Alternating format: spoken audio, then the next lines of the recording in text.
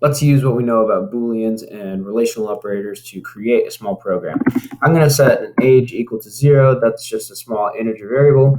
And then I'm going to check if age is less than 12. Obviously, I know that right now, but really I could just change this a bunch of times to test this. I could also do an input. And actually, let me do that instead. So print, I'm going to say, please enter your age. Let's pretend this is on my website to my restaurant or something like that. Please enter your age.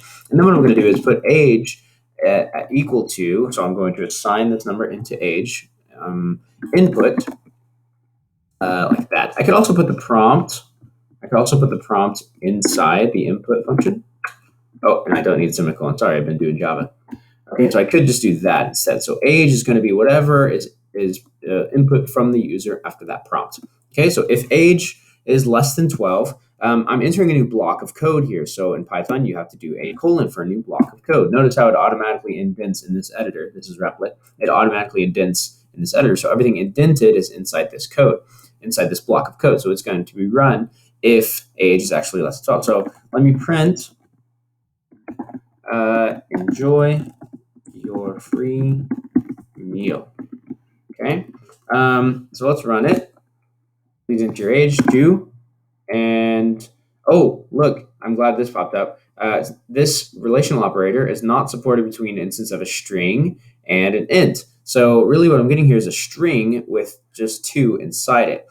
So I need to convert this to an integer, just like that. So there are all these conversion functions in Python, usually using the name of whatever you're converting into. Also, notice how my 2 is right up next to my colon, so I'm going to put a little space there, make it a little bit easier to read.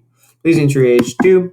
Enjoy a free meal. All right, let's run it again. Please enter your age 29, and then nothing. Okay, so no free meal for that 29-year-old.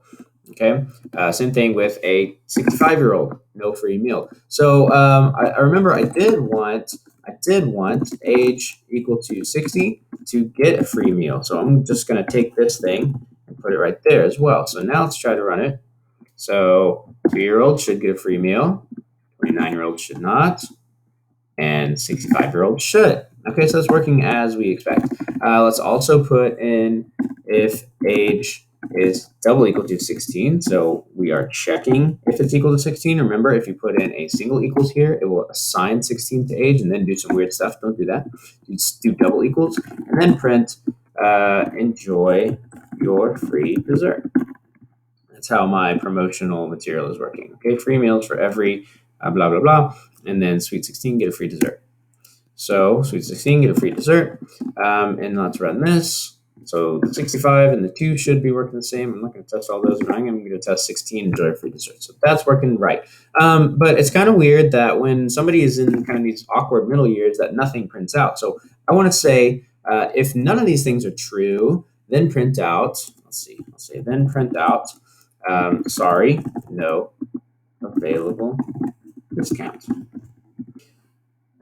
But what's the condition here? Well, I would just say else. So if none of these are true, then else print out sorry, no available discount. Okay, let's try that. All right, so that works.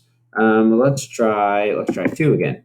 What? Enjoy your free meal and sorry, no available discount? Why is that? Well, that's because this else always goes to this preceding if. So this is an if by itself, sort of. You can picture it like this and like this. But these two go together. So if age is equal to 16, print that. If age is not equal to 16, then print that. And my age is not equal to 16. So that's why that's happening. If I wanted all of these to be chained together, I would do an else if. Else if. All right, and that really makes sense. What is going on here? Invalid syntax. Oh, right. Because in Python, I'm silly. Python, it's not else if. It is. They shortened it a little bit. Bing, bing, bing. Elif. Bing, Elif. Okay, so that means else if.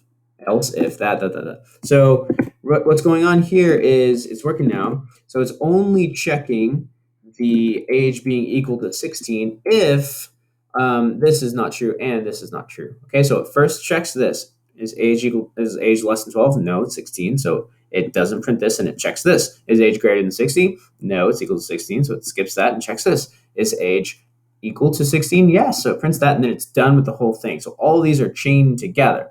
And then finally, if you're in one of these awkward years, then it failed, failed, fails, and it passes this, which is the else. And so it says, sorry, no available discount.